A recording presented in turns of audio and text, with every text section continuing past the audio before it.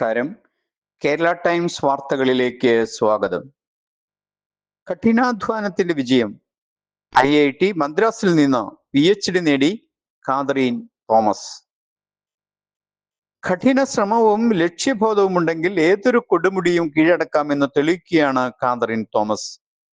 രാജ്യത്തെ ഏറ്റവും മികച്ച സാങ്കേതിക വിദ്യാഭ്യാസ സ്ഥാപനങ്ങളിലൊന്നായ IIT മദ്രാസിൽ നിന്നും കാതറീൻ തോമസ് വിജയകരമായി PhD കരസ്ഥമാക്കിയിരിക്കുകയാണ്.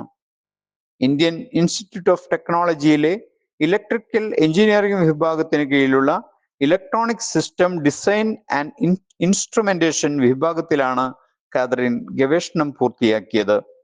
പ്രശസ്ത ഗവേഷകനും പ്രൊഫസറുമായ ഡോക്ടർ ബോബി ജോർജിന്റെ കൃത്യമായ മാർഗനിർദ്ദേശമാണ് ഈ നേട്ടത്തിന് പിന്നിൽ.